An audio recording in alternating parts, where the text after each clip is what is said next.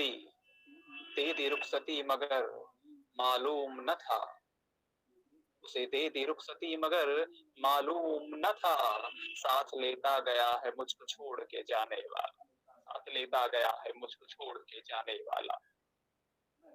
मैं रविशंकर से आप सभी का स्वागत करता हूँ काव्य संध्या कविता के रंग रामदरस मिश्र के संग, जिसका पिछले 48 कड़ियों से संयोजन कर रही हैं प्रोफेसर स्मिता मिश्र। हमारे मुख्य संचालक के रूप में हमारे साथ होते हैं ओम निश्चल जी, किन्हीं कारणवश आज भी हमारे साथ नहीं है, इसलिए आज संचालन और मंगल दोनों की एक साथ भूमिकाओं में हमारे साथ हैं वेद मित्र शुक्ल। हम सभी का सानिध्य कर रहे हैं हिंदी साहित्य के पुरोधा साहित्यकार आदरणीय गुरुवर रामदरस मिश्र। संचालन के पदभार और मंगल ध्वनि पर वेद मित्र शुक्ल जी को एक साथ आमंत्रित करने से पूर्व अपनी एक छोटी सी कुंडली आदरणीय गुरुवर रामदरस मिश्र जी के चरणों में रखता हूं कि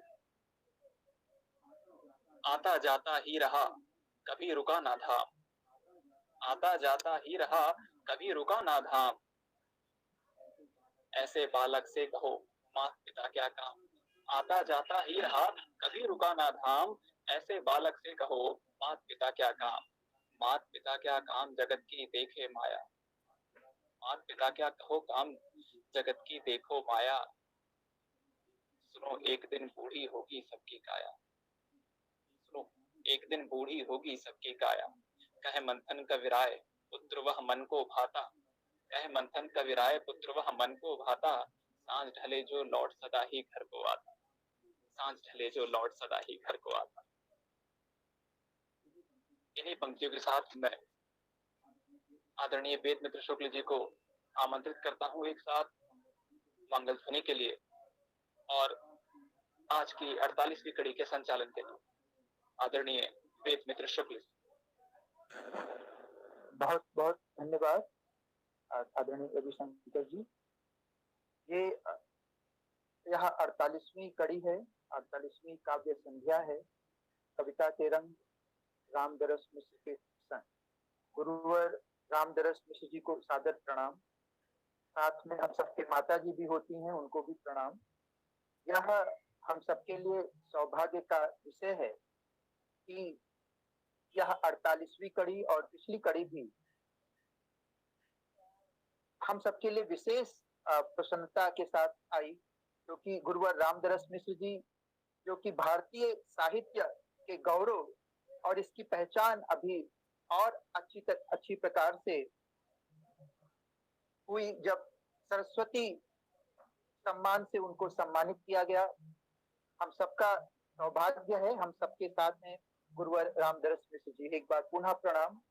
आज की इस 48वीं काव्य संध्या में जिन महत्वपूर्ण कवियों का हमें सानिध्य प्राप्त हो रहा है उसमें आदरणीय आनंद सिंह जी, सुशील द्विवेदी जी, वंदना पाराशर जी, ये महत्वपूर्ण कवि हैं हमारे समय के, आज के, जो अपनी कविताएं आज की इस काव्य संध्या में प्रस्तुत करेंगे। यह काव्य संध्या जिसकी आज 48वीं कड़ी है, स्पोर्ट्स इकोनॉमिक्स मार्केटिंग एवं web journalism alumni SGT Khalsa college Delhi विश्वविद्यालय के सौजन्य से आयोजित की जाती रही है। पूर्व में हम पूर्व की कड़ियों में भी ऐसा कर चुके हैं कि एक मंगल ध्वनि प्रस्तुत करते रहे हैं वंशी पर। इस आयोजन से पूर्व इस काव्य संध्या की 48वीं कड़ी में वंशी पर कुछ मंगल ध्वनि, कुछ स्वर प्रस्तुत हैं।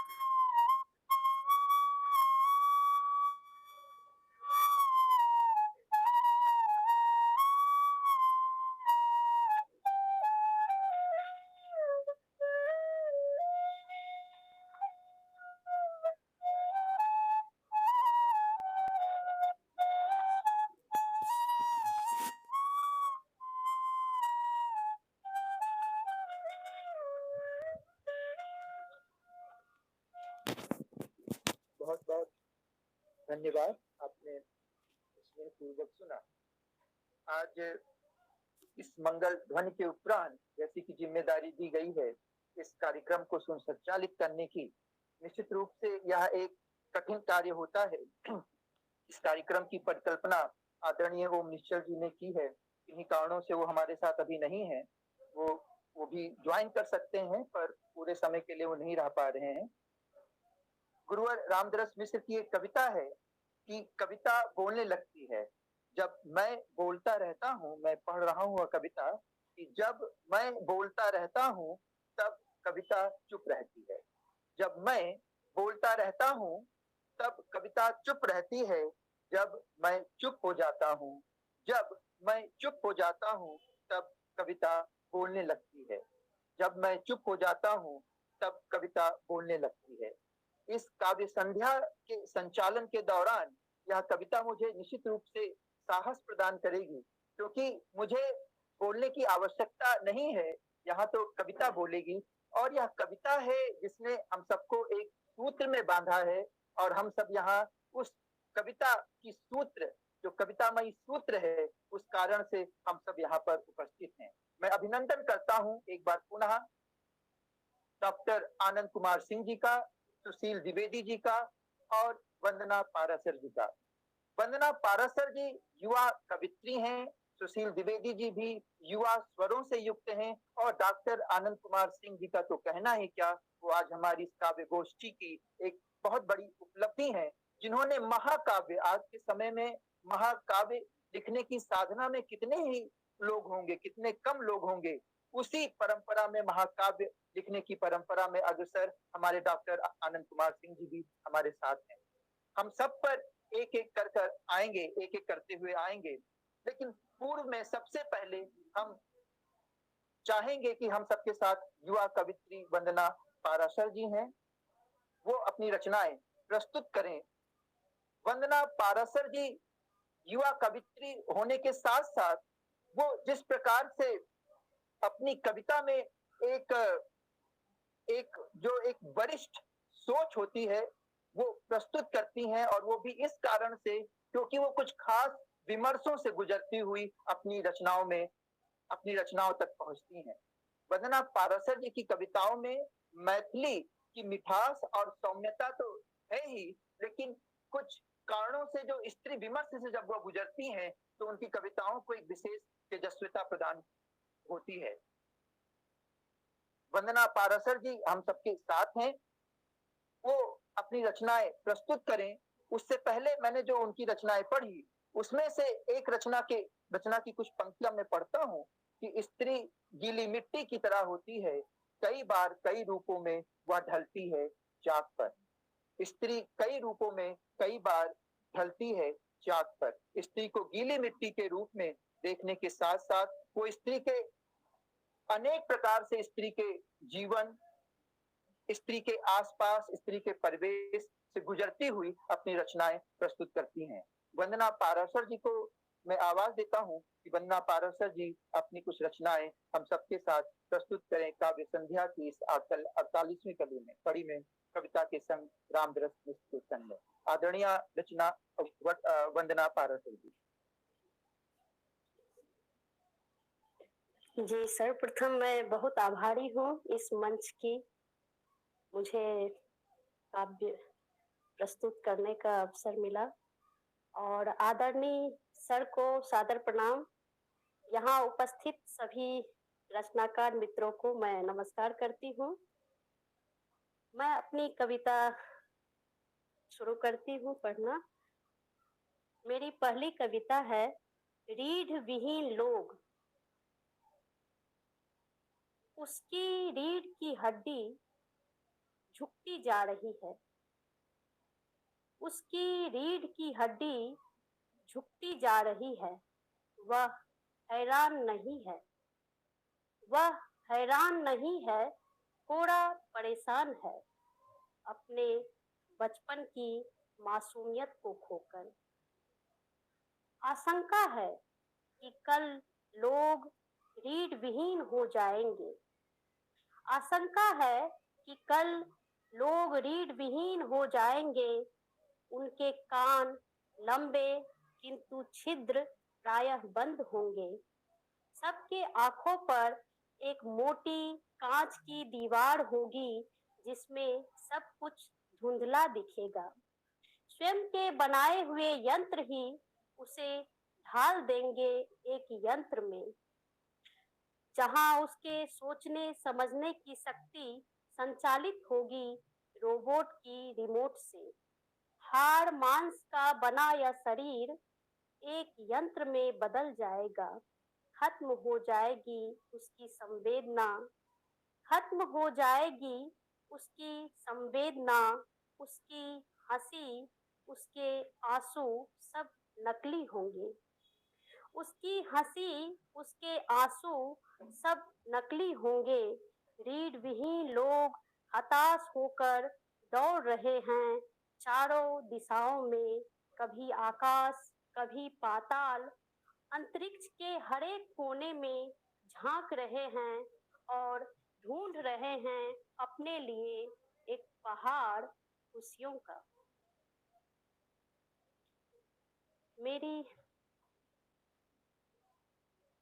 मेरी अगली कविता है एक गहरी चुप्पी।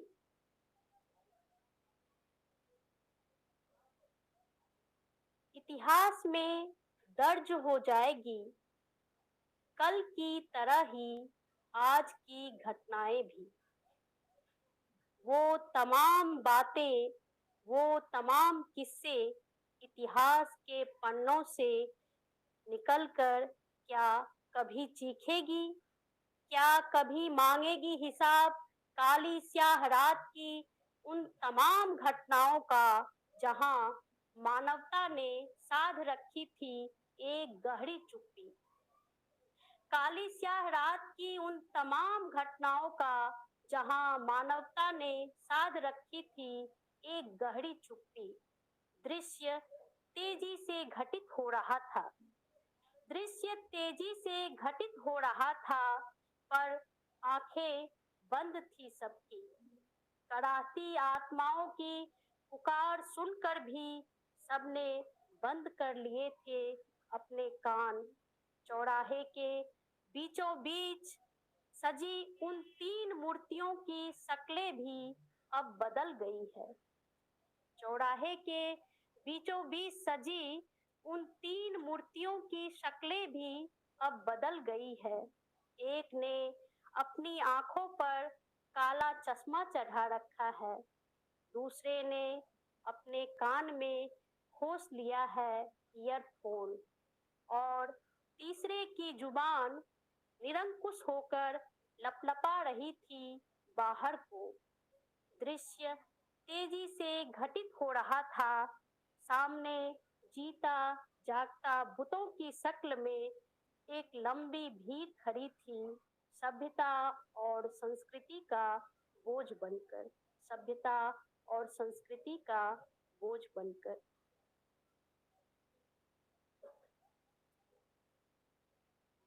सर, अगली रचना पढ़ूं?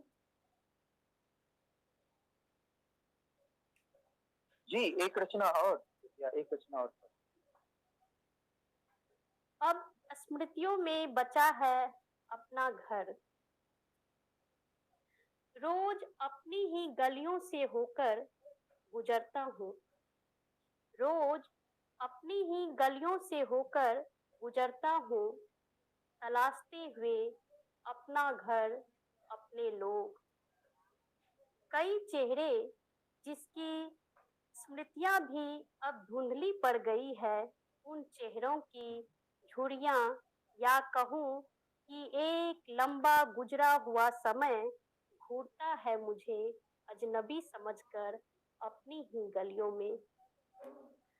मेरी स्मृति में बची हुई भीत का वह घर, जिसकी नींव को भी बहा ले गई बाढ़, जिसकी दीवारें माँ की बनाई हुई सुंदर चित्रकारियों से हमेशा ही सजी रहती थी।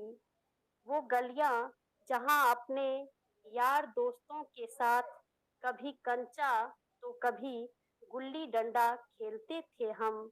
वो गलियां जहाँ हमारी हंसी ठिठोली से गुंजायमान रहती थी हर पल।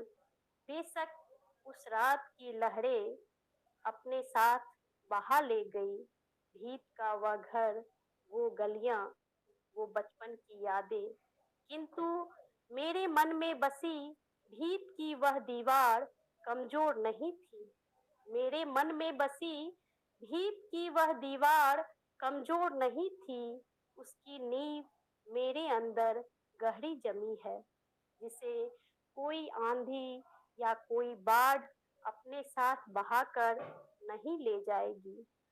भटक भटक कर थका हारा मैं लौट आया हूँ अपनी स्मृति की गलियों में, जहाँ सुरक्षित है, जहाँ सुरक्षित बचा है अपना घर, अपने लोग। धन्यवाद। बहुत बहुत धन्यवाद वंदना जी, बहुत सुंदर रचनाएं। स्मृतियों में जहाँ अपने लोग, जहाँ अपना घर बचा हुआ है, वहाँ लौट आया हूँ। बहुत बहुत धन्यवाद वंदना जी। अब हमारे साथ अगले कवि हैं सुशील द्विवेदी जी, डॉक्टर सुशील द्विवेदी जी, जो कि जामिया मिलिया इस्लामिया में असिस्टेंट प्रोफेसर हैं हिंदी विभाग में। आपकी कुछ किताबें आई हैं, महत्वपूर्ण किताबें आई हैं, जिसमें से आपका कविता संग्रह डायरी का पीला वर्ष निश्चित रूप से उल्लेखनीय है। उसके साथ साथ आपने आलोचना ग्रंथ भी लिखे हैं। सुशील द्विवेदी जी की कविता, एक कविता है जिसे मैं पढ़ रहा हूँ यहाँ पर।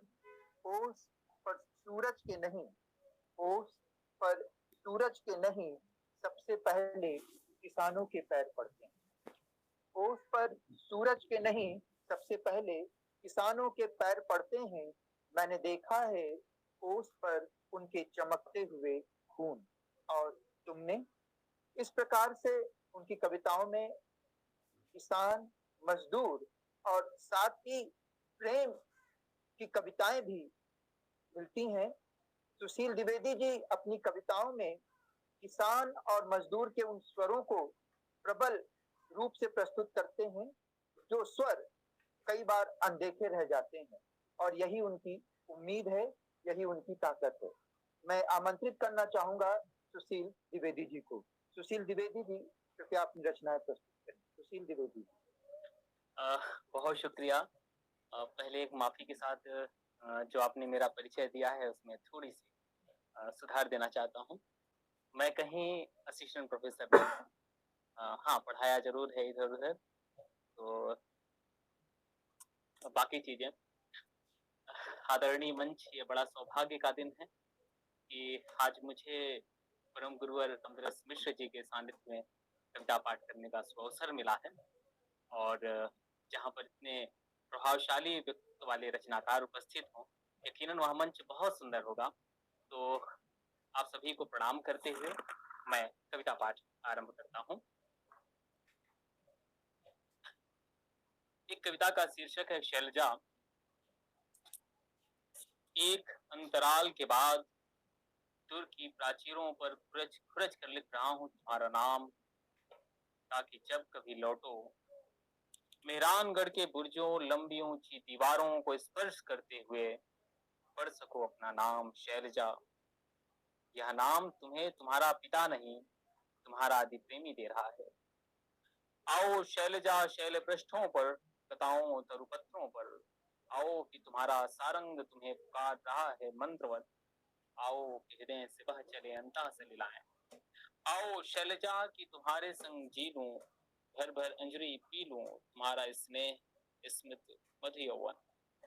जीवन के इस एकाकीपन में तुम दीप चौरासी मेरी सामने भावनाओं में जल उठी हो, फूल बन खिल उठी हो। राग यमन गुनगुनाते हुए सो गया हूँ, स्वप्न में तुम्हारा हाथ पकड़कर मेहरानगढ़ की सीढ़ियों पर चढ़ता चला जा रहा हूँ। एक के बाद एक, कहीं कोई गा रहा है गीत, कहीं फूल बरस रहे हैं, कहीं रंग, कहीं जल रहे हैं दीप। आहा, कितना सुखद है तुम्हारी भावनाओं में दीप बन जलते चले जाना। दूसरी कविता भी एक प्रसव शीर्षक से कविता है। अ, मघा की बारिशें नरियाते कुलांचे भरते भरते थक चुकी थीं। अब दूर दूर तक फिर जल भराव था, जैसे पहली बार भैंस थिराई थी। सीमांत के घर भैंसों का थिराना इंतजार होना है। पूर्वा की अंधेरी रात, हवाओं का साए साए चलना, दिया में चुपचाप गांधी का गिरना और दिए का जल बुझना, चिड्डों झींगरों मेघों सांपों का तांडव रव स्वप्न में भी भयभीत कर देता है। बाहर छपरे के नीचे गाभिन भैंस का बार बार खुराव, लार टपकना, चिल्लाना, पूंछ पटकना। प्रसव की रात यातनापूर्ण और सबसे लंबी होती है। बिटिया का चूल्हे में गाड़ी आग से दिया बारना, रही काकी का दिया लेकर देखना चुपचाप, बकरी से धान निकालना लड़के का, भैंस को खिलाना, काका का बांस की पत्ती तोड़ना और रख देना भैंस के आगे। थनों में दूध का तीव्र कसाव, पेशाब आमर का धीरे धीरे गिरना, भैंस का कभी उठना कभी बैठना रही काकी को रुला देती है। वह कभी देवी को मनाती है, कभी कुल देवता को, कभी सवा से लड्डू चढ़ाने, जल चढ़ाने, जलहरी भरने के लिए कहती है, कभी उपवास रखने के लिए।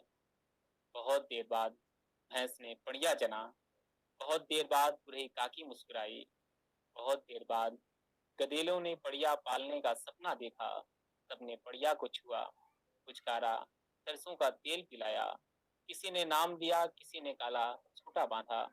बुढ़ी काकी बड़ी देर तक देखती रही, फिर जोर से कहा, अमावस में चांद उगाया है। एक कविता और एक इतिहास से संबंधित है। चंदना। बुद्ध से विकर्षण चंदना को जैन भिक्षुणी बना देता है। किल्लाहाए के दक्षिणी घाट पर बारिश से भीगी चंदना कभी सफेद धोती के ऊर्ध्वभाग को हवा में झटकते हुए दूसरे घाट पर सद्य स्नात बुद्ध को देखती है, जैसे सिया ने राम को, जैसे चांदनी ने चकोर को, जैसे मैंने तुम्हें पहली बार देखा है। वृद्ध चांदनी में लिपटे रविशिष्ट की तरह किल्लाहाए की जलधारा में सद्यस्नात बुद्ध दीपदान करते हुए जाप कर रहे हैं, जैसे अपने अंतर्मन में किसी को आमंत्रण दिया हो। कौशाम्बी के अंतिम छोर तक फैले फूले काश, पुष्प, सरपत, गारण, तुलसी, धान मंजरी, भौरों और तितलियों का केली रो किल्लाहाई से सशीडाह करने के लिए पर्याप्त है। चंदना धान के बीचों बीच मेड़ पर गिरती संभलती सरपट नंगे पांव भागती है, जिसे सत्यनाथ बुद्ध ने उसे छूना चाहा हो। किल्लाहाई के दक्षिणी तट पर धान मंजरियों से भीगी भागती चंदना बुद्ध से के ऊपर कभी कास कभी सरपत के फूल फेंक रही है, जैसे उनसे बचने का जतन कर रही हो। नदी के बीचों बीच खड़ी सिहरती अमृत चंदना को पूर्वा ने छुआ, जैसे उसे बुद्ध ने छुआ, जैसे चकोर ने शस्य को, जैसे तुमने मुझे। बुद्ध एक नहीं 2 बार आए कौशाम्बी, 2 बार मिले चंदना से, 2 बार आंखें अनयन हुई। दूसरी बार जाने के बाद बुद्ध फिर कौशाम्बी नहीं लौटे, जैसे जाना उनके लिए महज क्रिया हो, चंदना के लिए गायब हुई आत्मा। किसी का जाना गायब हो जाने से ज्यादा दुखदाई नहीं होता। जीवन आसमान सा बड़ा कैनवास है, उसमें स्मृतियां मेघों की तरह आती हैं, रंग बदलती हैं, मिट जाती हैं। इस बार महावीर कौशाम्बी आए, चंदना से मिले, बुद्ध की तरह लौटे। बहुत शुक्रिया। कुछ और कविताएं सुनाइए आदरणीय सुशील जी, आपके पास तो प्रेम कविताएं, स्मृतियों में बोनसाई, गर्मियों के दिन, कंबल की तरह। बहुत शुक्रिया। एक कविता है नारवा। नारवा, मेरी कविता में तुम हमेशा जिंदा रहोगी, उस अनभूले स्पर्श की तरह जिसे तुम गांव में छोड़ आई थी। इस बार मैं जाऊंगा गांव, वहां से मुट्ठी भर घास ले आऊंगा अपनी कविता के लिए, जिस तरह तुम मुट्ठी भर घास लाती थी अपनी बकरी के लिए।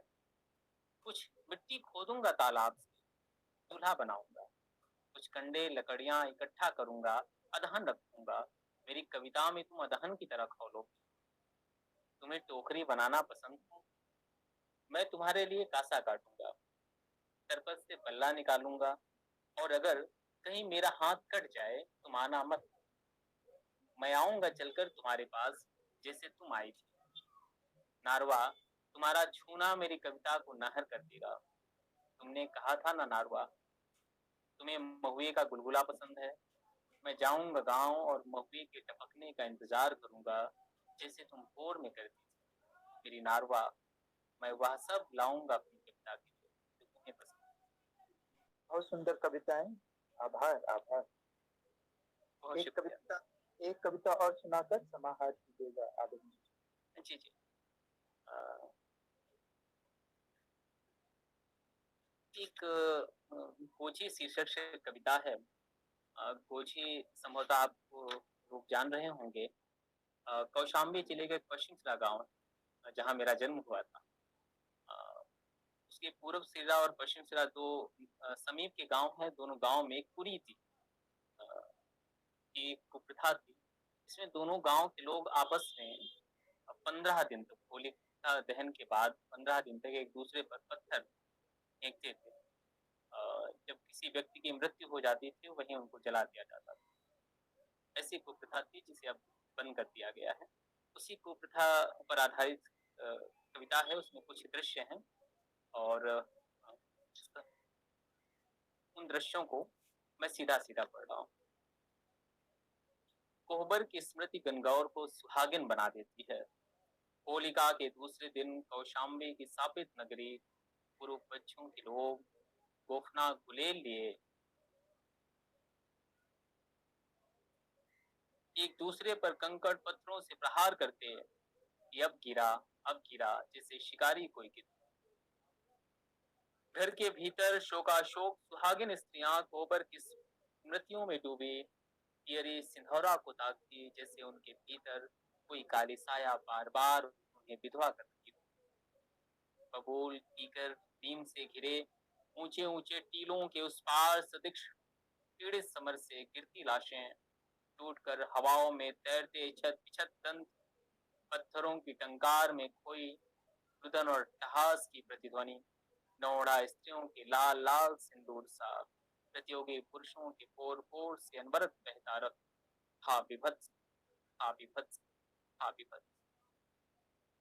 चौपाल में बैठे वृद्ध पुरुष अतिथि पुरोहित वामकर्मी गोची की चर्चा करते बार बार उसी सभा से एक वृद्ध वामकर्मी ने कहा, बहुत समय पहले उत्तर फाल्गुनी के किसी दिवसा अवसान में कामातुर क्षत्रिय कुमारों ने सघन वन के बीच पालकी आरूढ़ नौढ़ा स्त्री का शिकार किया था। उस रक्त संपृक्त बलात्कृता ने इसी नगरी को शाप दिया था। तब से चैत्र कृष्ण पक्ष में गोची का यह शापित खेल होता आया है। फिर चौपाल ने सम्रेत स्वर में कहा, घृणित, हा दुख, हतभाग्य।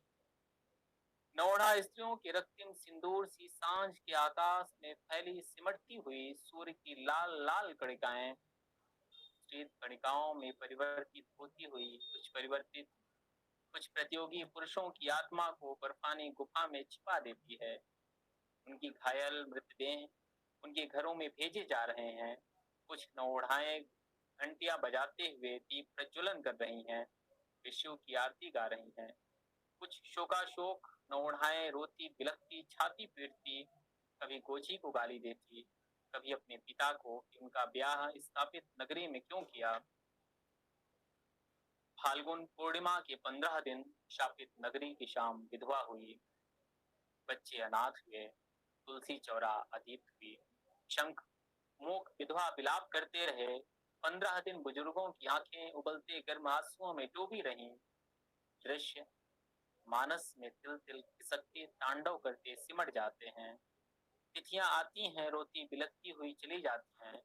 पीड़ा में जो मारे गए वे लौटेंगे नहीं, क्योंकि उन्हें अब लौटना नहीं है। केवल उनकी स्मृतियां नेपथ्य में बची हैं, कुछ दिन बची रहेंगी, दुख देंगी। एक चक्र के बाद फिर लौटी चैत्र की शुक्ल तृतीया, जैसे गोची में शाम लौटी, जैसे सुहागिनों के दिन वे निर्जला व्रत रखती, मिट्टी की शिव मूर्तियां बनाती, पूजन बंदन करती, गौरा गीत गाती। गौर रे गणगौर माता खोलिए किवाड़ी, बाहर होगी तेरी पूजन वाली।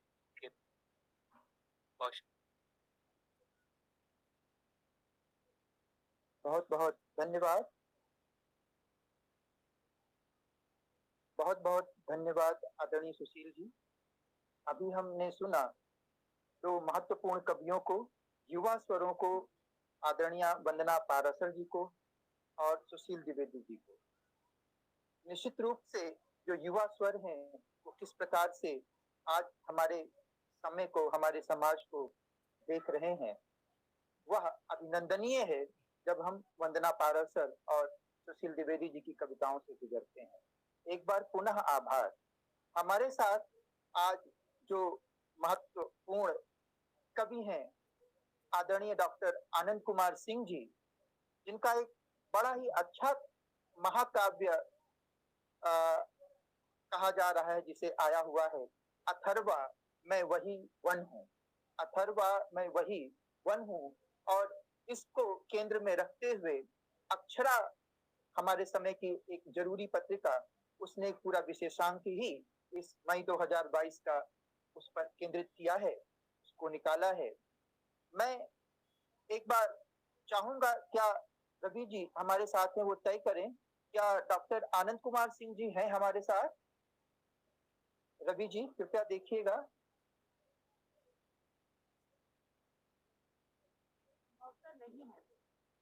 जी जी हाँ, मैं एक बार देख लेता हूँ, वो नहीं है। ठीक है, वो किन्हीं कारणों से आज उपस्थित नहीं हो पा रहे हैं, ऐसा मुझे सूचना प्राप्त हो रही थी, क्योंकि वो एक मैसेज आया था कि वो लगभग यात्रा में हैं, गाजीपुर पहुंचने वाले हैं और ज्वाइन करेंगे। मैं अपनी एक कविता पढ़ूं और उसके बाद हम सबके साथ गुरुवर रामदरस मिश्र जी हैं, वो हम सबको अपने आशीर्वचन देंगे, अपनी रचनाएं पढ़ेंगे। उनका ये आग्रह होता है कि जो संचालन कर रहा है वो भी अपनी एक कविता पढ़े ही। वैसे तो आमंत्रित कवियों के बाद और जब गुरुवर रामदरस मिश्र को सुनना हो, उसके बीच में किसी सेतु की आवश्यकता नहीं होती है, क्योंकि वो इस तरीके से हम सबसे जुड़े हुए हैं। एक सोनेट पढ़ रहा हूं कि हम नीलकंठ धरती के, हिंदी सोनेट है कि आराम भाग्य में कहाँ लिखा मजदूर दोस्त, आराम भाग्य में कहाँ लिखा मजदूर दोस्त, हम रात दिवस गर्मी जाड़ा बस लगे रहे, पर नहीं समझते हैं खुद को मजबूर दोस्त। मन के मालिक हम कर्म लिए व्यापार कहें, मन के मालिक हम कर्म जिसे व्यापार कहें, आराम भाग्य में कहाँ लिखा मजदूर दोस्त। मस्ती में अनजाने फकीर सी उम्र कटे, मस्ती में अनजाने फकीर सी उम्र कटे, जो नहीं दबे हैं नीचे बोझिल सपनों के, जो नहीं दबे हैं नीचे बोझिल सपनों के, सादेपन का अपना स्वभाव है सदा डटे, सादेपन का अपना स्वभाव है सदा डटे, सेवा में ही गैरों के हो या अपनों के, सेवा में ही गैरों के हो या अपनों के, आराम भाग्य में कहाँ लिखा मजदूर दोस्त। माना कर करके है घटना और है मरना, लेकिन हमने इसको ही जीवन मान लिया, माना कर करके है घटना और है मरना, लेकिन हमने इसको ही जीवन मान लिया, है अजब नशा इसमें डूबे डूबे तरना, हम नीलकंठ धरती के जिनने जहर पिया, हम नीलकंठ धरती के जिनने जहर पिया, हमने लेकिन इसको ही जीवन मान लिया, तो भीख नहीं ना सहानुभूति अधिकार मिले, तो भीख नहीं ना सहानुभूति अधिकार मिले, सम्मान करें एक दूजे का और प्यार मिले, सम्मान करें एक दूजे का और प्यार मिले, आराम भाग्य में कहाँ लिखा मजदूर दोस्त, हम रात दिवस गर्मी जाड़ा बस लगे रहें, पर नहीं समझते खुद को हैं मजबूर दोस्त, मन के मालिक हम कर्म जिसे व्यापार करें। बहुत बहुत धन्यवाद। एक बार पुनः आमंत्रित कवियों सुशील द्विवेदी जी को और वंदना पारसर जी को धन्यवाद। एक बार मैं पुनः तय कर लूं कि क्या डॉक्टर आनंद कुमार सिंह जी हैं हमारे साथ? रविशंकर जी नहीं अभी ज्वाइन कर पाए हैं, जैसा मैं भी देख रहा हूं।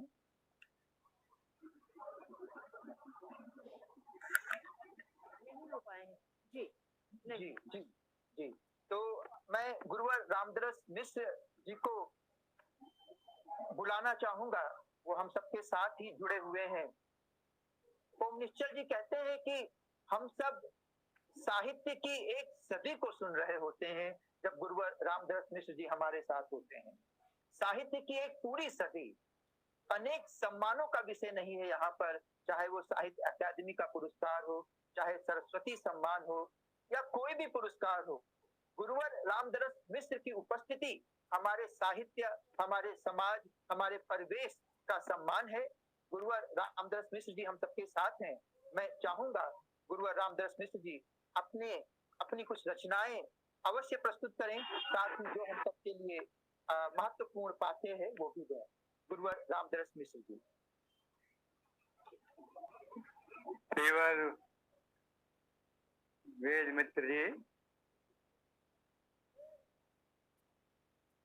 वंदना जी, सुशील जी, प्रिय रविशंकर जी, लगभग साल भर से यह मूल्यवान कार्यक्रम चल रहा है और विशेष मेरे लिए तो ये बहुत महत्वपूर्ण है, इसलिए कि आप लोगों की कविताएं सुन करके लगता है कि कितना अच्छा लिखा जा रहा है, कितना अच्छा लिखा जा रहा है, कितना नया लिखा जा रहा है, लेकिन मैं इनसे परिचित नहीं हो पाता हूँ। उम्र का तगाजा ऐसा है, थकान सी लगती है और बहुत पढ़ नहीं पाता हूँ, लेकिन इस गोष्ठी के माध्यम से आपका सानिध्य, आपकी मूल्यवान कविताएं मुझे संपन्न करती हैं, मुझे अपने से भरती हैं और अच्छा लगता है कि जितने कवियों को सुनता हूँ तो लगता है कि हर कवि का संबंध लोक जीवन से है। लोक जीवन के जो विविध आयाम हैं या सामान्य जन के प्रति जो एक लगाव है वो इन कविताओं में व्यक्त होता है अपने अपने ढंग से। वंदना जी की कविताओं का अपना रंग रहा है और अच्छा लगा, और सुशील जी की कविताओं का अपना रंग रहा, अपनी आस्था रही, और ये बड़ी बात होती है कि अनुभव जो होता है वो हमको वैशिष्ट प्रदान करता है। अनुभव ये नहीं है तो समाचारों से, किताबों से, दर्शन ग्रंथों से कविता नहीं बनती है। हमने जिंदगी को कितना देखा है, कितना करीब से देखा है, और जो सामान्य जन है उन्हें कितना करीब से देखा है, उनके दर्द को, उनकी खुशी को।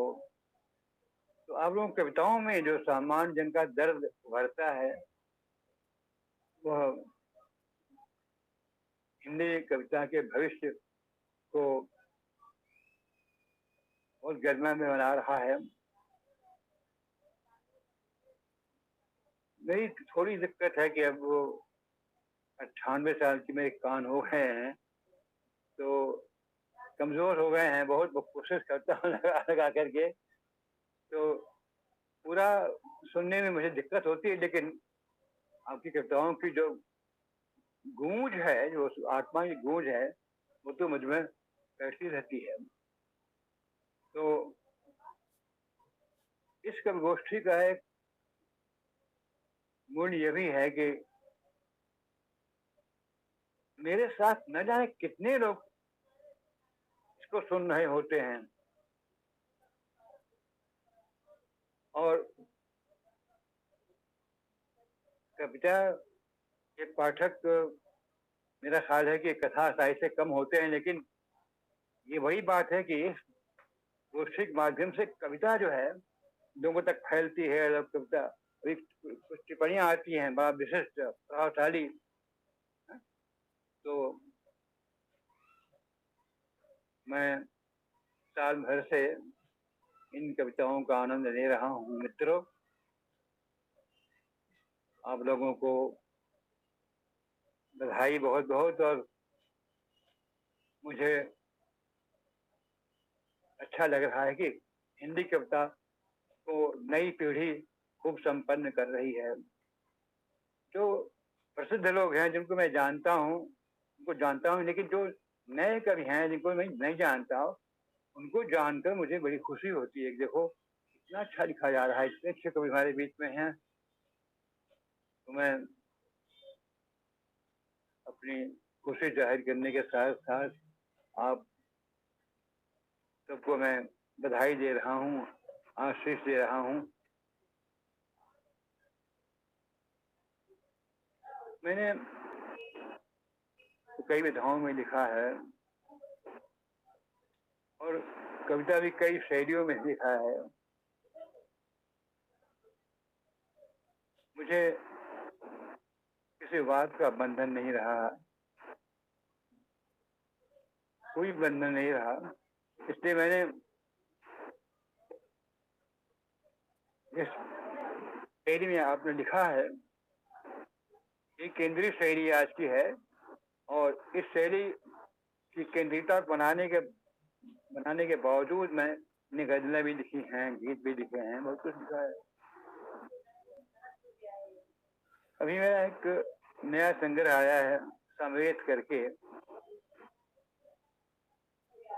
उसमें से मैं आपको कुछ सुनाऊंगा। उसकी थोड़ी छोटी कहानी है।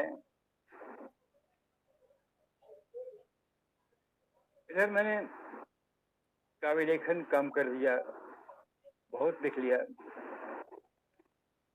लेकिन जो मेरी क्रिएटिविटी है, जो सृजनात्मकता है, वो मेरा साथ नहीं छोड़ती है। अभी भी मैं अपने को खुला रखता हूँ आज के अनुभव को प्राप्त करने के लिए।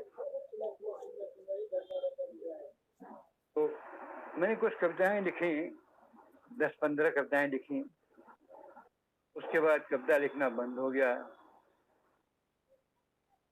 कविताएं पत्रिकाओं में छपी, लेकिन इन 15 कविताओं का क्या होगा, संग्रह तो आएगा नहीं, है बेचारी बिखरी बिखरी यहाँ वहां लुप्त हो जाएंगी।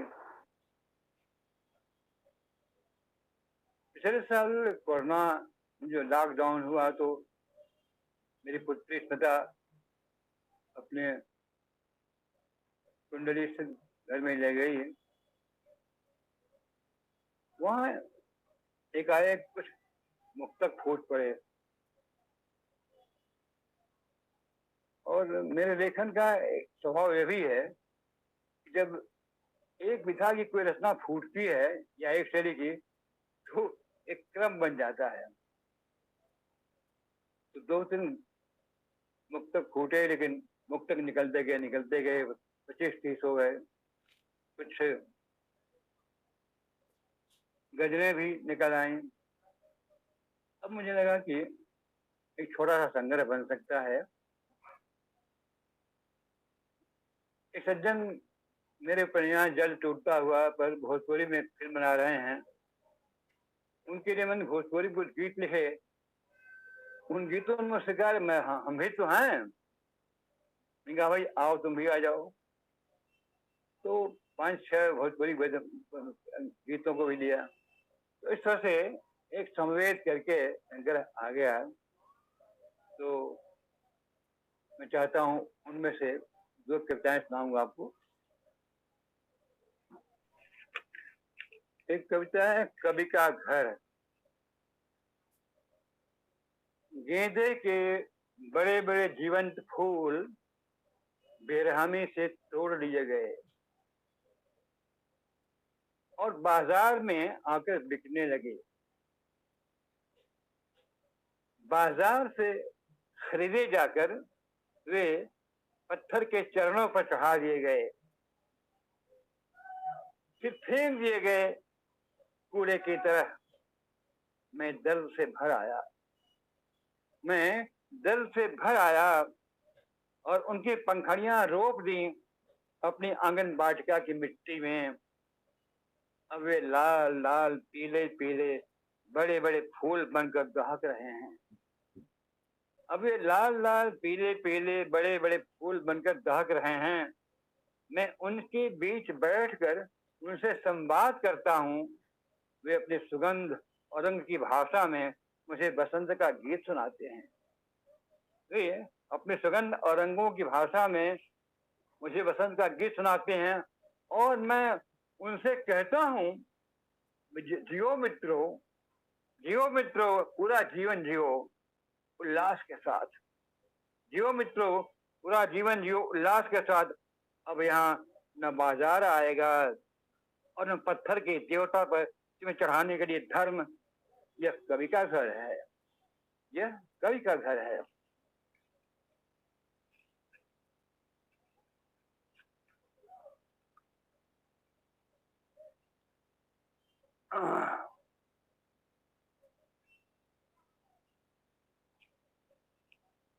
एक थोड़ा सा व्यंग्यात्मक है।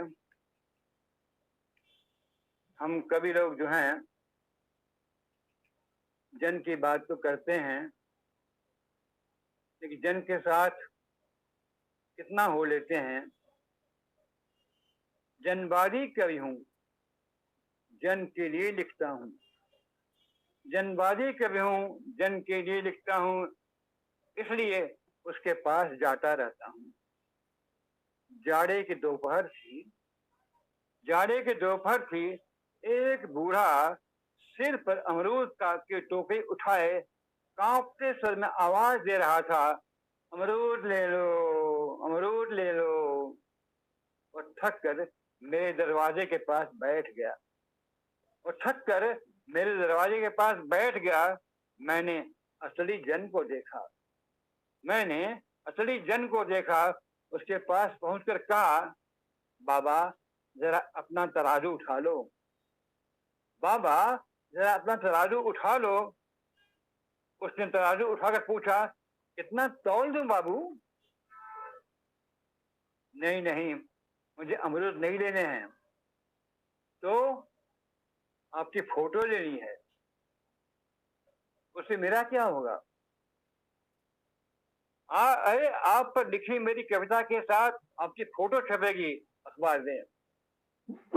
अरे आप पर लिखी कविता के साथ आपकी फोटो छपेगी अखबार में, उससे मेरा पेट भरेगा क्या? उससे मेरा पेट भरेगा क्या?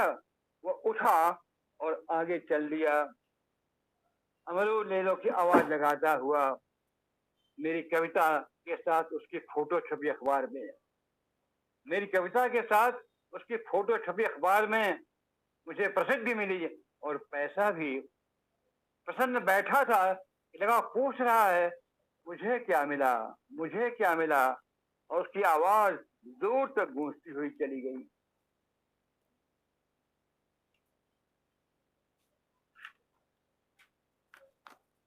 एक कविता सुना रहा हूँ, टेलर।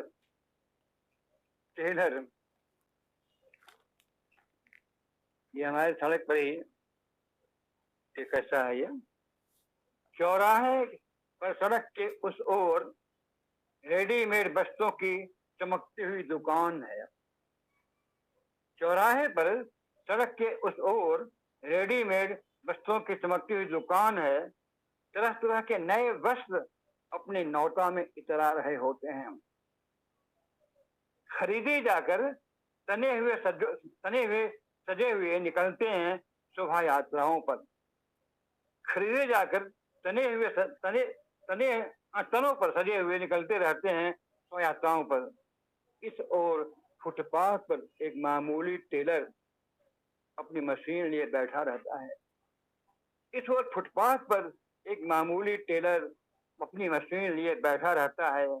पुराने हो गए हुए वस्त्र फटन का दर्द लिए हुए उसके पास आते हैं। पुराने हो गए वस्त्र अपने फटन का दर्द लिए उसके पास आते हैं। वो फटन को सीकर उन्हें पुनः जीवन दे देता है। वो फटन को सीकर पुनः जीवन दे देता है। एक बूढ़ा व्यक्ति घर से उपेक्षित होकर अपने फटन लिए वहीं कहीं बैठा होता है।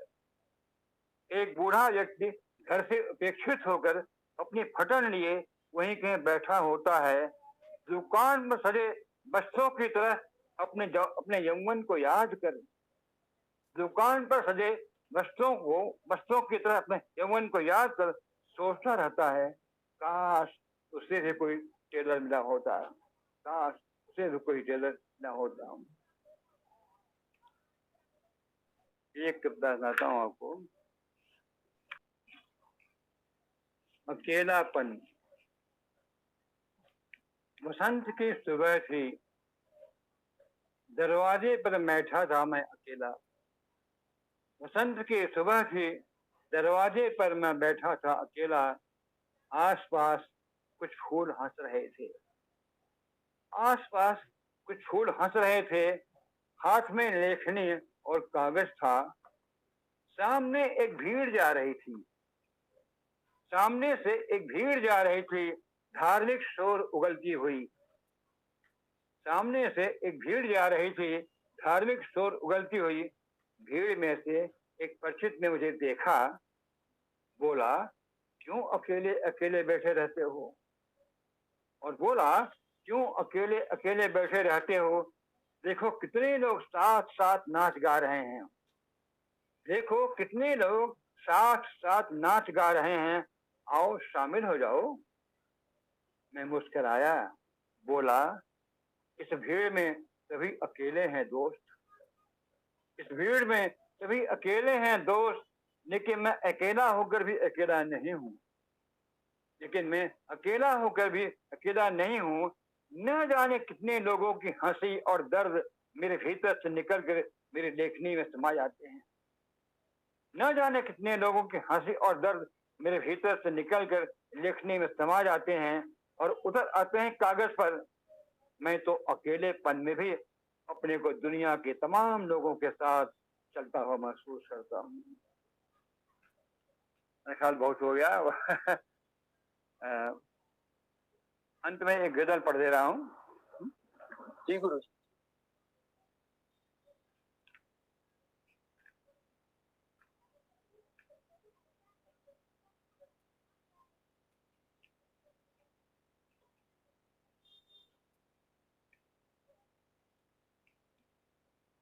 कहा जमीन से माँ मेरे खुले पगों को प्यार दे, कहा जमीन से माँ मेरे खुले पगों को प्यार दे, कहा डगर से खुद को मेरे जिस्म में उतार दे, कहा डगर से खुद को मेरे जिस्म में उतार दे। चला बहुत तुरक गया किसी शजर की छाह में, चला बहुत तुरक गया किसी शजर की छाह में। कहा कि मुझ थके को पिता तनिक बयार दे, कहा कि मुझ थके को ओ पिता तनिक बयार दे।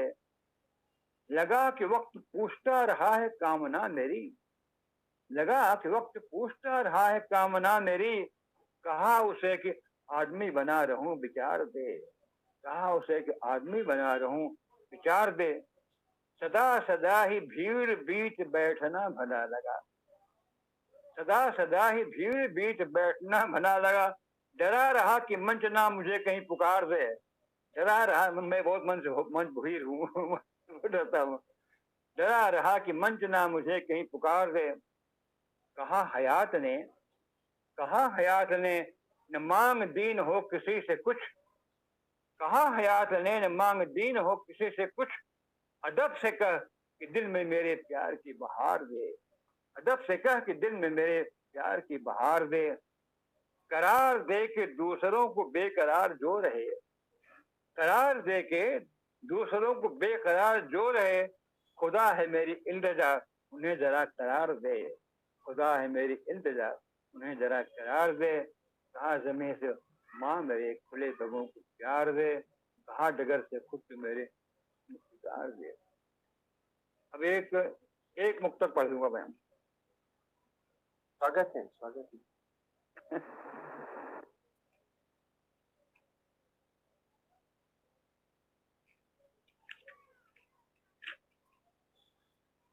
हिल रहा है पटल जो है हृदय पर छाया हुआ, हिल रहा है पटल जो है हृदय पर छाया हुआ, लग रहा सुर आज घर का गीत जो गाया हुआ, लग रहा सुर आज घर का गीत जो गाया हुआ। एक महक सी आ रही है आज बाहर से कहीं, एक महक सी आ रही है आज बाहर से कहीं, चलूं देखूं कौन मेरे द्वार है आया हुआ, चलो देखूं कौन मेरे द्वार है आया हुआ। आखिरी है, अच्छे बुरे का ढेर है चुनिए कि न चुनिए, अच्छे बुरे का ढेर है चुनिए कि न चुनिए, औरों की हंसी के लिए गुनिए कि न गुनिए, औरों की हंसी के लिए गुनिए कि न गुनिए, पर भर के अपने स्वर में जमाने के लिए ख्वाब, पर भर के अपने स्वर में जमाने के लिए ख्वाब, गाता रहूंगा गीत में सुनिए कि न सुनिए, गाता रहूंगा गीत में सुनिए कि न सुनिए। धन्यवाद मित्रों, बहुत बहुत आभार, आभार गुरुजी, आभार। हम सुन रहे थे गुरुवर प्रोफेसर रामदरस मिश्र जी को, और आज जो हम लोगों ने अधिकांश रचनाएं सुनी, वह संवेद जो उनका कविता संग्रह है, उस कविता संग्रह से संवेद और अभी प्रकाशित हुआ है बिल्कुल अभी नवीनतम रचनाओं के साथ अमन प्रकाशन से। यह संवेद उनके संवेद कविता संग्रह में कुछ लोक जीवन से जुड़ी हुई रचनाएं हैं, सीधे सीधे भोजपुरी में, और चैता, अनेक प्रकार की। हम सब सच में धन्य हुए उनकी इस नवीनतम कविता संग्रह संवेद से रचनाएं सुन करके। अभी हमारे साथ गुरुजी मैं बताना चाहूंगा, डॉक्टर आनंद कुमार सिंह जी अभी जुड़े हुए हैं हम सबके साथ, अभी जुड़ चुके हैं। और जैसा मैं चर्चा कर ही रहा था कि अथर्वा मैं वही वन हूँ, अथर्वा मैं वही वन हूँ, ऐसे महाकाव्य जिस पर अक्षरा जो मई 2022 का अंक है, उसने पूरा अंक केंद्रित किया है इस पुस्तक पर, अथर्वा मैं वही वन हूँ। यही परिचय आज के लिए तो पर्याप्त है आदरणीय आनंद कुमार सिंह जी के लिए। फिर भी मैं बता दूं कि आप एक प्रख्यात शिक्षाविद, आलोचक और एक हमारे समय के महत्वपूर्ण कवि हैं, जो धीमी धीमी आंच पर अपनी कविताओं को पकाते हैं और फिर वो कविताएं हम सबके सामने आती हैं, उनका साहित्य हम सबके सामने आता है। आदरणीय आनंद कुमार सिंह जी अभी हम सबके साथ सुशील द्विवेदी जी रहे, उन्होंने अपनी कविताएं पढ़ी, वंदना पारसर जी ने अपनी कविताएं पढ़ी, गुरुवर रामदरस मिश्र जी, जिनके लिए मैं पुनः दोहराना चाहूंगा कि हम सब एक सदी को सुन रहे होते हैं, और अभी जो उन्होंने रचनाएं पढ़ी वो बिल्कुल ही उनका जो नवीनतम कविता संग्रह है संवेद, नवीनतम कविता संग्रह 98 वर्ष की अवस्था में जो आया हुआ है, उससे हम लोग उनकी रचनाएं सुन रहे थे। हम सब आभारी हैं गुरुवर रामदरस मिश्र जी का, और उनकी ही अनुमति से बिना अधिक समय लिए हुए हम सब चाहेंगे कि डॉक्टर आनंद कुमार सिंह जी, डॉक्टर आनंद सिंह जी अपनी रचनाएं प्रस्तुत करें, और हम सबको अवश्य ही अपनी पुस्तक अथर्वा मैं वही वन हूँ उससे भी कुछ रचनाएं सुनाएं। डॉक्टर आनंद कुमार सिंह जी। सबसे पहले तो मैं आदरणीय, परम आदरणीय गुरुवर प्रोफेसर रामदरस मिश्र जी के चरणों में अपना सिर नवाता हूं और श्रद्धा सहित प्रणाम करता हूं। हमारी संस्कृति में ये कहा गया है कि जो 100 वर्ष के आसपास पहुंच गया है वो पृथ्वी का देवता है। तो प्रोफेसर रामदरस मिश्र शब्दों के देवता हैं, कविता के देवता हैं, गजलों के देवता हैं, और अपने प्रिय शिष्यों के लिए भी देवतुल्य रहे हैं, गुरु तो रहे ही हैं। मैं आदरणीय गुरुवर, अंतिम स्मृति मेरे मन में जो आपकी टंकी हुई है वो है हंसराज कॉलेज के प्रांगण में कुर्ता धोती आप पहने हुए थे। प्रोफेसर जयदेव तनेजा जी वहां खड़े थे और मेरे अग्रज मित्र मुकुल शर्मा जी भी वहां खड़े थे और मैं भी उस समय दिल्ली विश्वविद्यालय में हंसराज कॉलेज का विद्यार्थी था, एमए अंतिम वर्षों का, और आपके साथ खड़ा था। यही अंतिम भेंट है। 1989 के बाद, यानी 89 और करीब 33 वर्षों बाद आपको मैं आपका दर्शन कर रहा हूं और श्रद्धा सहित प्रणाम कर रहा हूं। यह मेरा ही दुर्भाग्य कहा जाएगा कि आप जैसे महाकवि, अति संवेदनशील कवि और ऐसी महत्वपूर्ण उपस्थिति के आशीर्वाद से मैं वंचित रहा। ये मेरा दुर्भाग्य है, लेकिन यह दुर्भाग्य भी मेरे लिए आज सौभाग्य में घटित हो गया जब कविता के रंग रामदरश मिश्र के संग 48वीं कड़ी में आदरणीय मित्र बड़े भाई ओम निश्चल जी ने मुझे जोड़ा।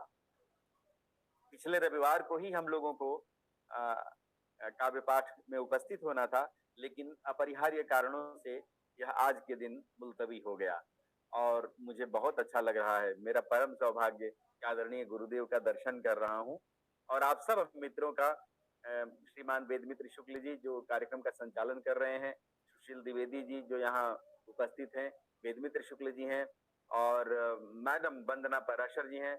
मुझे लगता है कि आप लोगों ने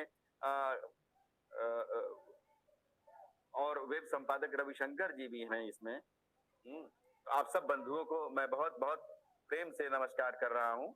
यथा योग्य नमस्कार हम लोग पोस्ट कार्ड पर लिखा करते थे कि जो छोटा है उसको आशीर्वाद, जो बड़ा है उसके चरणों में प्रणाम। ऐसा ही यथा योग्य अभिवादन कर रहा हूँ। और मैं देर से आने के लिए क्षमा प्रार्थी।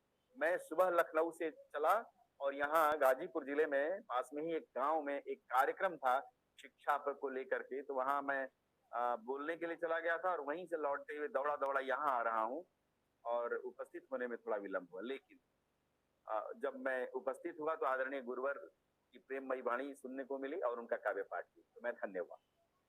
अब मुझे जो आपने आदेश दिया है कि कुछ कविताएं हम सुनाएं, पहली बात तो यह है कि जिस परंपरा में हम कविता लिखते हैं उस परंपरा को यदि हम पाते नहीं है, अर्जित नहीं करते हैं, तो काव्य रचना भी अर्थहीन ही हो जाती है। और आजकल के दौर में मैं ये देख रहा हूँ कि कविता तो लोग लिख रहे हैं, लेकिन परंपरा को अर्जित नहीं कर रहे हैं, एक्वायर नहीं कर रहे हैं, परंपरा के प्रति समर्पित नहीं हो रहे हैं। इसलिए पारंपरिक जो हमारी काव्य प्रतिभा रही है, काव्य प्रतिज्ञा रही है, काव्य संस्कृति रही है, उसके स्पर्श से प्रायः वंचित हैं आज के लेखक। लेकिन सौभाग्य से इसी आपाधापी में कुछ ऐसे सुंदर कवि, लेखक, नवोदित कवि और लेखक भी हैं जो परंपरा के रसायन को, परंपरा के अमृत को धारण किए हुए चल रहे हैं। हमारा परम सौभाग्य है कि यह जो गोष्ठी, काव्य गोष्ठी आयोजित की गई है प्रोफेसर रामदरश मिश्र के संग में, यह गोष्ठी इसीलिए पावन हो गई है क्योंकि परंपरा के एक प्रतीक, बड़े प्रतीक, वट प्रतीक प्रोफेसर रामदरश मिश्र के आसंग में, उनकी छाया में हम काव्य पाठ करने जा रहे हैं। तो आप सब लोगों को बहुत बहुत प्रणाम। मैं जैसा कि आप लोगों ने मुझे कहा अथर्वा नामक काव्य से कविता सुनाने के लिए, तो सबसे पहले मैं आपको कुछ अपनी दूसरे तरह की कविताएं सुना लेता हूँ, फिर मैं अथर्वा की एक कविता सुनाता हूँ। मैं संयोजक और संचालक महोदय से ये जरूर जानना चाहता हूँ कि कितना समय मुझे दे रहे हैं। 6:46 हो रहे हैं, कितना समय है, तो उसी हिसाब से मैं कविता सुनाऊं। जी आप सुनाइए ना, हम सबको ये 7 बजे तक। अच्छा, बहुत बढ़िया, बहुत सुंदर। मुझे 15 मिनट दिए आपने, तो मुझे बड़ी प्रसन्नता हो रही है। इसके साथ ही साथ मैं ये भी चाहूंगा बल्कि कि मैं सर का पता, डाक पता ले करके और अथर्वा कृति मैं इसको यहाँ दिखा भी दे रहा हूँ। ये अथर्वा मैं वही वन हूँ ये 512 पृष्ठों की पुस्तक है, जिसको रचने में मुझे 26 साल लगे। 26 साल की ये साधना है। 1992 से मैं इसको यानी रच रहा था, और इसको रचने में ही इतने साल बीत गए। जिस अक्षरा पत्रिका का आपने उल्लेख किया, उस अक्षरा पत्रिका ने अपना मई विशेषांक केंद्रित किया था वहां पर। उसमें 51 लोगों ने अपना मत व्यक्त किया है, और 276 पृष्ठों की वह पत्रिका मेरे लिए आश्चर्यजनक है पत्रिका है, क्योंकि तमाम विद्वानों ने, ज्ञानियों ने मुझे भी ये जानने का मौका दिया है कि मैंने ये क्या करतूत की है। जैसा रमेश चंद्र शाह जी ने मुझसे कहा कि तुम्हारी ये करतूत देख के ही मैं दंग हूँ। ये सचमुच ही, जैसे बच्चे कुछ करतूत करते हैं तो बड़े लोग उसको प्रशंसा भाव से देखते हैं, ऐसी प्रशंसा की कामना किस कवि को नहीं होती, मुझे भी है। इसलिए आदरणीय प्रोफेसर राम दरश मिश्र गुरुदेव को मैं यह पुस्तक भेजूंगा, और अक्षरा की वह प्रति भी भेजूंगा।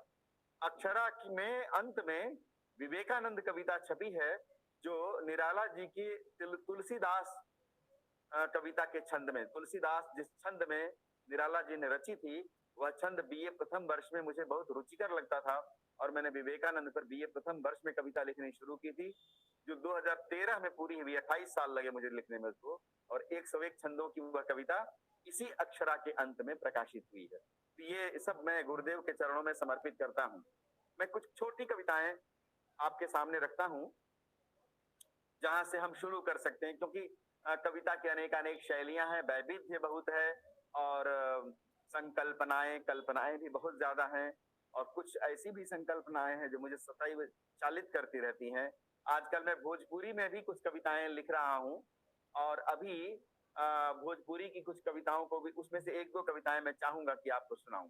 लेकिन अभी फिलहाल मैं शुरू करता हूँ एक छोटी कविता से, जिसका शीर्षक है दूर तक हरियाली देखूं। दूर तक हरियाली देखूं, तब यही देखूं, उसे देखता रह सकूं एकटक। तब यही जो सुंदरता की ज्योति है अपने आप में, जिसमें जगमगाती है चिर नवीन शोभा। मेरी समस्याएं अलोप हो जाती हैं जब उसे देखता हूं यूं ही खुला हुआ।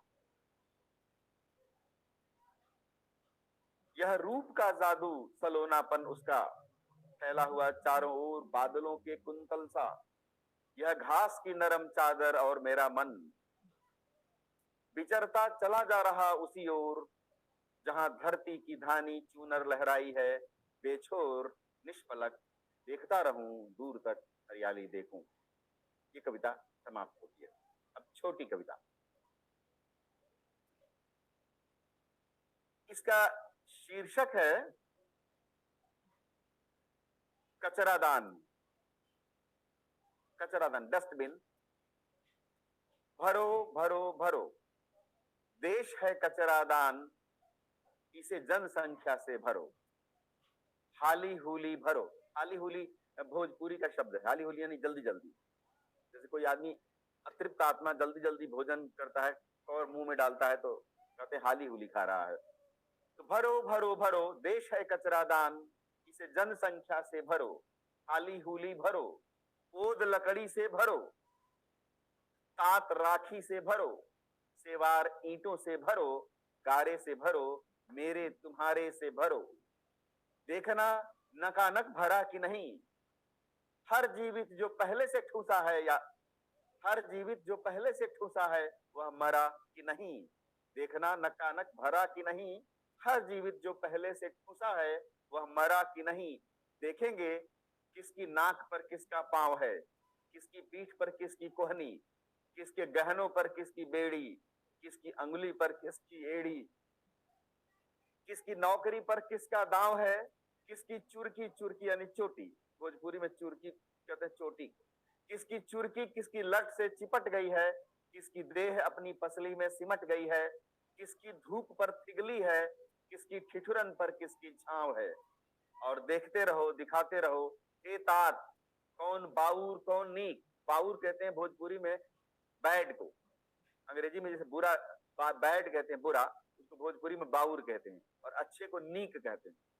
तो कौन बाउर कौन नीक, कौन लूला, कौन लंगड़ा, कौन सफाचट, कौन गंजा, किसके पेट पर किसका लात, कौन कौन अमीर, कौन कौन गरीब, किसकी गर्दन पर किसका पंजा, किसके कपार पर किसका लार, किसका खून, किसके लिलार पर किसके नाखून, किसकी पतलून पर किसकी पीब, किसके कोने में किसकी पीक। हटाते रहो, यूं देश को चलाते रहो, और जियो या मरो। और कतई न सोचो, और कतई न सोचो, जिसकी पगार जिसकी घूस, जिसमें बिलार और मूस, उसे दबोचो। किसकी खेती पर कौन महाजन, कौन मालिक, कौन मक्खी चूस, कौन बालन, कौन साजन, सबको डालो, सबको सबको सबको फंसाओ, हंसो और हंसाओ। इसी तरह देश को चलाओ, किसी से मत डरो, श्रीमान देश है कचरादान, इसे जल्दी जल्दी भरो। यह कविता समाप्त होती है। एक तीसरी छोटी सी कविता, यह आत्मानुभूति की कविता है थोड़ी सी। मुझसे मुझसे टूट कर बाहर जाता कुछ, मुझसे टूट कर बाहर जाता कुछ, मुझसे अलग होकर बोला, करो करो अपनी वाली। मुझसे टूट कर बाहर जाता कुछ, मुझसे अलग होकर बोला, करो करो अपनी वाली। पर एक दिन न भूलो कि तुमसे जोर आजमाता हुआ, तुम्हारे भीतर तक गुनगुनाता हुआ, लौटूंगा लौटता हूं मैं तुम्हारे ही विरुद्ध। बस सुगंध की तरह फूल झरने के बाद, बस सुगंध की तरह जो फूल झरने के बाद करती रहे कांटों से युद्ध। अगली कविता, जब हमारे पूर्वजों ने हल चलाए, इसे ही सभ्यता कहा गया। इसीलिए जब हम दुनिया से लौटते हैं थके हारे, अवकाश लेकर, तो अपने घर किसानी में लौटते हैं, एक सभ्यता में लौटते हैं। गोद में नहीं, व्यापार में नहीं, गोद में नहीं, व्यापार में नहीं, राजनीति सरकार में नहीं, कविता में भी नहीं, बस किसानी में लौटते हैं। यहीं पर जमीन है, यहीं पर बीज उगता है। एक कविता है जिसका शीर्षक है गायों के लिए। गायों के लिए भूसा मंगाया गया, गायों ने पुराना खाकर खत्म किया, उसका दूध दिया हमने पिया, इस तरह भूसे का पैसा वसूल हुआ। गायों के लिए भूसा मंगाया गया, गायों ने पुराना खाकर खत्म किया, उसका दूध दिया हमने पिया, इस तरह भूसे का पैसा वसूल हुआ। अब जो ये फिर से भूसा खाएंगी, तब हम फिर से दूध पिएंगे, या दही बनाएंगे, या मिठाई खाएंगे, या घी कटोरे में रखेंगे शेर भर, काम आएगा हारे गारे। रे चारे, रे चारे, बेचारे तुझे खाकर गायें पलेंगी, दूध दही के मारे जिनका जीना हराम है, पर ये कटेंगी किसके सहारे। एक और कविता है, सड़कों पर सीधी रेखा में बकरियां और वैसे ही भेड़ें, उन्हें चराने वाली लड़की छागुन लिए चलती है। छागुन कहते हैं पतले वो बांस के छड़ी जैसे हिस्से को, डाल को, पतली डाल को। सड़कों पर सीधी रेखा में बकरियां और वैसे ही भेड़ें, उन्हें लड़की छागुन लिए चलती है। स्कूल नहीं जाकर वह समझती है इनकी बोली, स्कूल नहीं जाकर वह समझती है इनकी बोली। ऊंटों पर लादे खाट, जिस पर बैठा है कुत्ता शहंशाह की तरह। पगड़ी बांधे हुए बासाब, बासाब यानी बूढ़ा व्यक्ति, राजस्थान में बोलते हैं बूढ़े आदमी को बासाब। ऊंटों पर लादे खाट, जिस पर बैठा है कुत्ता शहंशाह की तरह। पगड़ी बांधे हुए बासा, कांधे पर रखे लाठी, तेज कदमों से पैनी नजर रखे, सड़कों पर आती जाती गाड़ियों से बचाता चल रहा है। इस कुहरे में सड़क पर एक ही साथ कितनी तरह का समय फिसल रहा है। एक कवि की मृत्यु पर, ऐसे झरती है राख स्मृतियों की, जलती लकड़ियों पर रखा गया कवि का शव होगा, होगा दुर्निवार मृत्यु के भयानक पंजों से दबोचा गया। ऐसे झरती है राख जैसे ब्रेन हैमरेज पर खून तंतुओं पर अति सूक्ष्म बींध देता है सब कुछ ही एक ही साथ, स्मृति हो जाती है शेष, जैसे जलकर सफेद और कोमल होती राख उड़कर भाषा की विभूति बन जाती है। क्या कविता यही होती है? हम कहाँ हैं? एक उदास बर्फबारी ढक गई है सभी कविताओं को सफेद लिबास उड़ाकर। हम भी अनजानी यादों में पीछे खिसकते हैं। हे चपल मृत्यु, कवि को ले गई हो कहाँ, जाओ खुश रहो।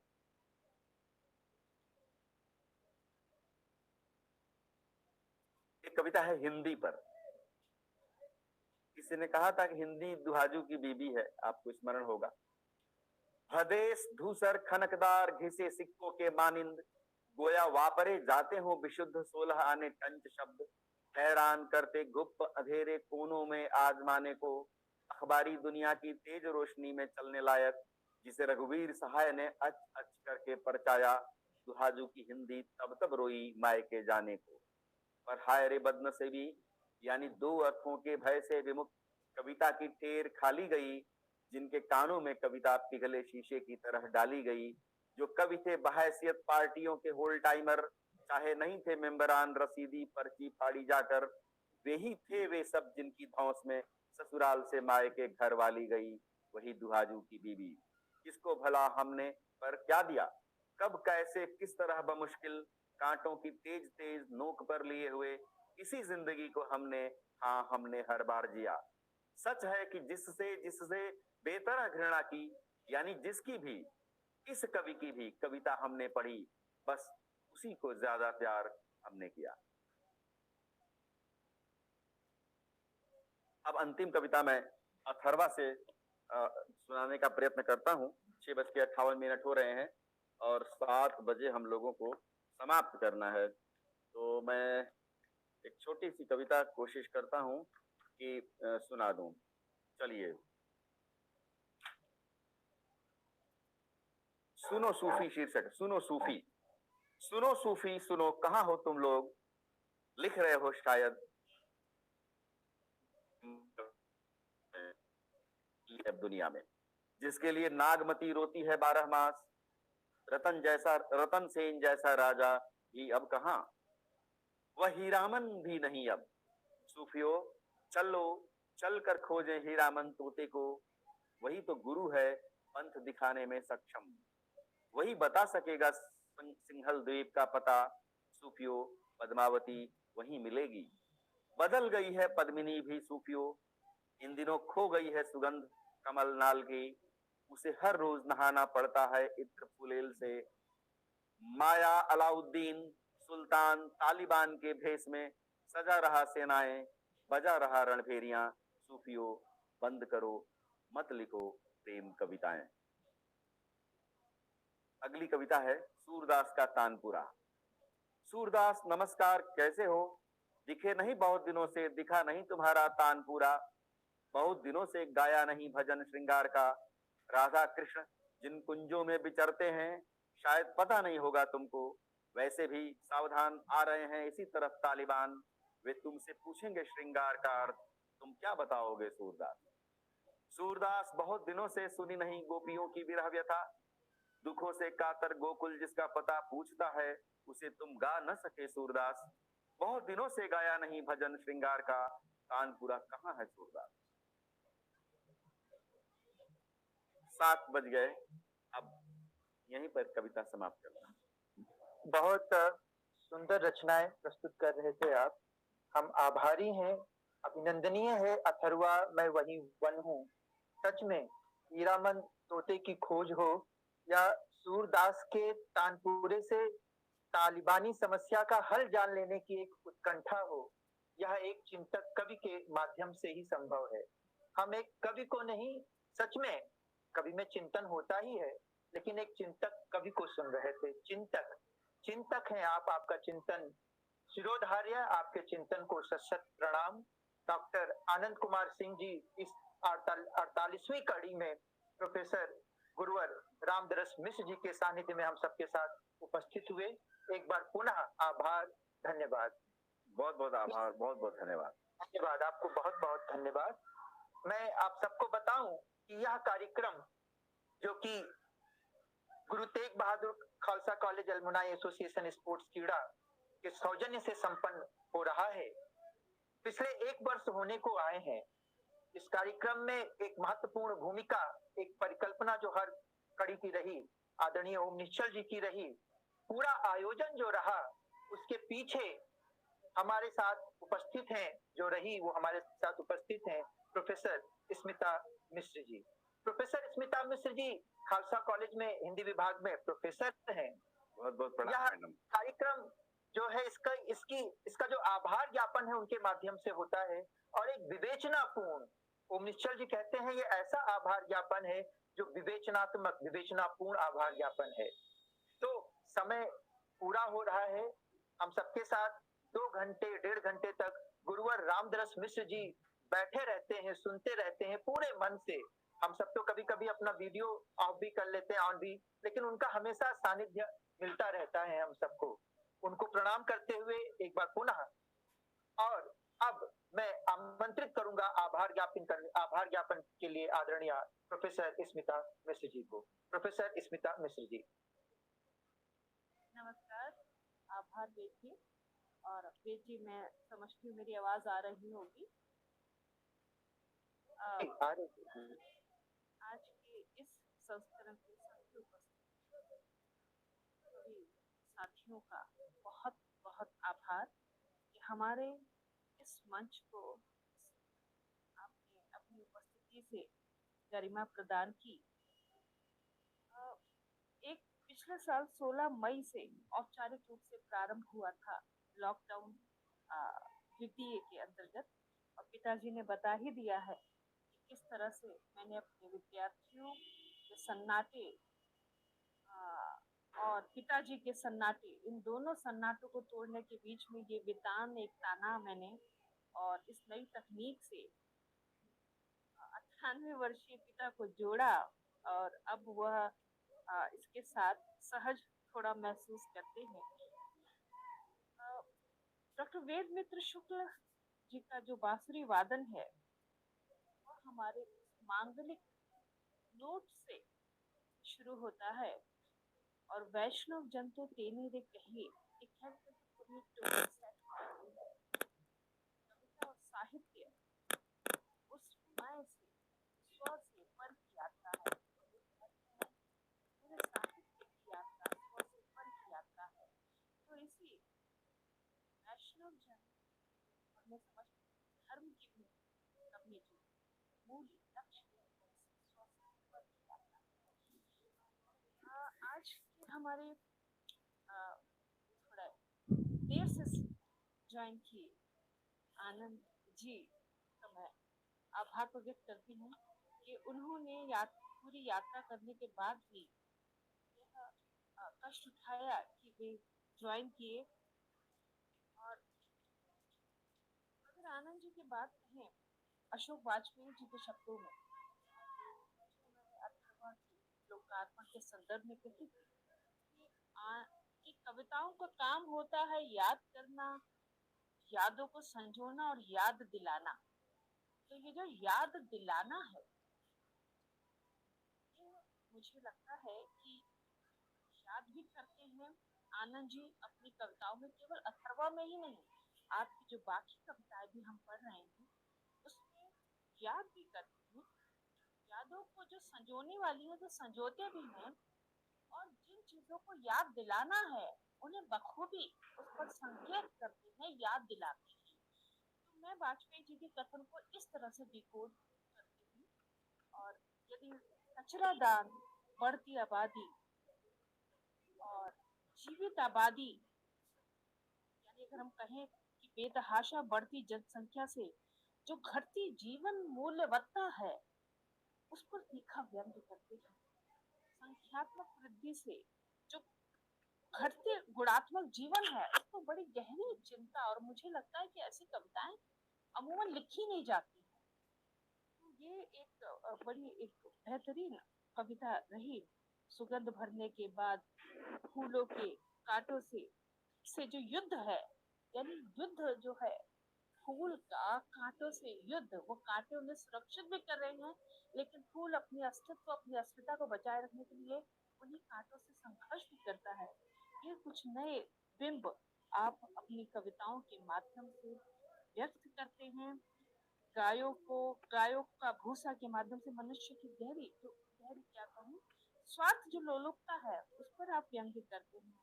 और अनेकानेक कविताएं जो अथर्वा से आपने संदर्भित की, उन्हीं तीनों कामों को बखूबी करती हैं, यानी याद करती हैं, याद संजोती हैं और याद दिलाती हैं। आपका अत्यंत आभार आनंद जी। बहुत आभारी हूँ मैडम, मुझे बड़ा आश्चर्य है कि आपने क्षण मात्र में ही सुनकर इतना सुंदर विश्लेषण किया। मैं अभिभूत हूँ और आपको इसलिए भी प्रणाम करता हूँ क्योंकि गुरुदेव की आप पुत्री हैं, तो मेरे लिए उतनी ही अत्यंत आदरणीय और मान्य है। मैं आप लोगों का एड्रेस, डाक पता जानना चाहूंगा जिस पर मैं अथर्वा भेजूंगा। जी, इसके बाद मैं निश्चित रूप से आपको भेजूंगा। जी। हमारे आज के एक और महत्वपूर्ण कवि रहे सुशील द्विवेदी जी। हिंदी साहित्य की नव ऊर्जा और नव शैली के साथ सुशील आते हैं। ग्रामीण परिवेश, लोक शब्दावली में समायोजित अपनी अभिव्यक्ति को बड़े प्रभावशाली ढंग से आप अभिव्यक्त करते हैं। मैं कहूँ कि आपकी कविताओं में प्रेम स्वर, आपकी उम्र भी यही है। हालांकि प्रेम की कोई उम्र वैसे नहीं होती, लेकिन प्रेम स्वर प्रमुखता से आपकी कविताओं में उभरता है। और इस प्रेम को विविध प्रसंगों के माध्यम से कुछ ऐसे शब्द रहे, प्रसंग रहे जो संभवतः मुझे समझने में थोड़ा सा समय लगा कि वो निजी प्रसंगों से कहां से आप निजी प्रसंगों को कहां पर आप उसे लोक से जोड़ दे रहे हैं, के माध्यम से लोक अनुभव को लोक की भाषा में, कहीं लोक भाषा में इसमें देश शब्दावली भी आ रही है, गवई शैली भी आ रही है, और कहीं शब्दावली में आप जो अभिव्यक्त करते हैं। अगर मैं कहूँ रामगढ़ के जो शैल परिवेश में आपने अपने प्रेम के मधुर स्वर को, उस शैलता के बीच में अपनी मधुरता को आपने अभिव्यक्त किया है, वह बड़ा प्रभावशाली रहा। और चंदना मानवीय रूप को नारवा यानी नए अगे के जो नए उपमान की शैली में कुछ नए उपमान आपने दिए कि मेरी कविता में अगहन की तरह खौलोगी तुम। ये मुझे मैंने पहली बार ऐसा प्रयोग सुना है। और निश्चित रूप से कोची की जो कुप्रथा है उस पर आपने जो कविताएं लिखी, और ये बहुत ही एक रेखांकित करने वाली बात है कि त्योहार जो होता है वो उल्लास लेके आता है, खुशी लेकर आता है, लेकिन कोची में जो होली है वो भय और आशंका लेकर आती है कि न जाने इस होली के बाद इन 15 दिनों में किसका सिंघोरा बचेगा, जिसका नहीं। बहुत ही मार्मिक कविता रही। आपका अत्यंत आभार सुशील जी। हमारी अंतिम ये कहें हम पहली हमारी जो साथी रही कविता की, वो साहित्य के बड़े नव स्वरों में से हैं, जिनकी काव्य अभिव्यक्ति नव स्वर बेशक हो, लेकिन अपने समय और समाज को बहुत गहराई से देखती है वंदना जी। और कविता में जो अनुभव है वो उनकी उम्र से ज्यादा दिखता है कविताओं में जो अभिव्यक्ति है। और जैसा कि वेद जी ने कहा कि खास विमर्शों से गुजरता हुआ उनका कविता का स्वर निकल करके आता है। रीढ़ विहीन लोग यानी किस तरह से मनुष्य के यंत्रबद्ध होते जाने का, अपनी अस्मिता, अपनी मानवीयता को खोते जाने पर आप व्यंग करती हैं। सभ्यता, संस्कृति, अपनी जीवंतता, अपना स्पंदन समाप्त हो जाती है तो वो नारा भर रह जाती है। इसको भी आपने बहुत गहरे किया है। अपना घर और अपने लोग अब स्मृतियों में ही बचा है। इस पीड़ा को आप बहुत प्रभावशाली ढंग से अभिव्यक्त करती हैं। और मैं हमेशा इसका समापन जो है पिताजी की किसी न किसी मुक्तक या कविता या गजल से करती हूँ। जैसे बताया कि पिताजी का ये अभी नया एक काव्य संग्रह आया संवेद, इसमें से एक गजल के कुछ शेर मैं जरूर पढ़ूंगी। नदी में मैं कविता पढ़ती हूँ, पाठिका हूँ, लेकिन मुझे बहुत वाचन आप लोगों की तरह नहीं आता है। कोशिश करूंगी कि आपको अर्थ पकड़ में आ जाए, मेरा अनगढ़पन जो है वो अर्थ के संप्रेषण में बाधा ना बने। नदी होने के लिए उसमें रवानी चाहिए, नदी होने के लिए उसमें रवानी चाहिए, आंख होने के लिए आंखों में पानी चाहिए।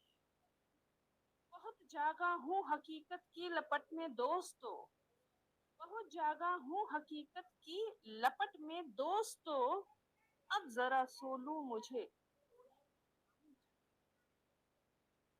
राह में अपने वतन की, राह में अपने वतन की दहकते दिन साथ हों, राह में अपने वतन की दहकते दिन साथ हों, किंतु घर लौटूं तो एक संध्या सुहानी चाहिए। एक बच्चा खेलता हो मन के आंगन में सदा, एक बच्चा खेलता हो मन के आंगन में सदा, पर सफर में सोच की संगिनी सयानी चाहिए, पर सफर में सोच की संगिनी सयानी चाहिए। है सहे मैंने युगों से आपके सुंदर कलाम, है सहे मैंने युगों से आपके सुंदर कलाम, अब नहीं अल्फाज अब तो उनके मानी चाहिए, नदी होने के लिए उसमें रवानी चाहिए। तो आप लोगों का बहुत बहुत आभार। दिल्ली विश्वविद्यालय के श्री गुरु तेग बहादुर खालसा कॉलेज के वेब जर्नलिज्म और स्पोर्ट्स इकोनॉमिक्स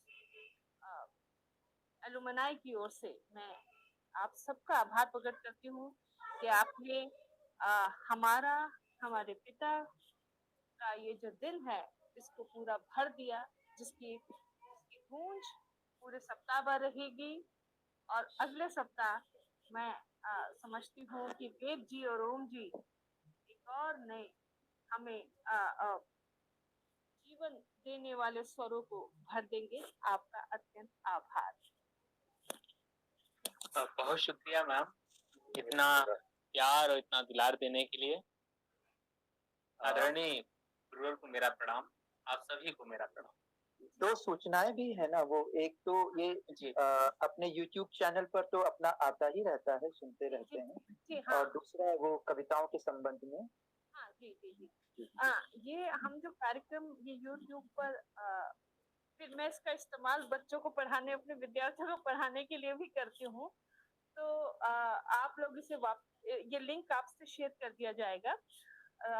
दूसरा ये है कि मैं थोड़ा सा लिबर्टी ले लेती हूँ कि मैं ये मान के चलती हूँ कि आपने जो कविताएं पढ़ी है इसमें, तो आप लोगों की दो कविताएं जो हैं इन सबका मैं संकलन कर रही हूँ और इसको पुस्तकाकार देने के लिए। तो मैं मुझे लगता है कि शायद मैंने लिबर्टी भी मुझे वेद जी ने याद दिलाया कि नहीं पूछ लूं मैं मान के चल रही हूँ कि आपका कंसेंट जो है, आपकी स्वीकृति जो है वह इस पुस्तक में अपनी कविताएं या गजलें देने की होगी। जी मैम, ये हम लोगों का सौभाग्य होगा। जी जी वेद जी। बहुत बहुत आभार, धन्यवाद एक बार पुनः। और अब हम सब अगली बार मिलने के लिए विदा लेते हैं। आभार, धन्यवाद, नमस्कार।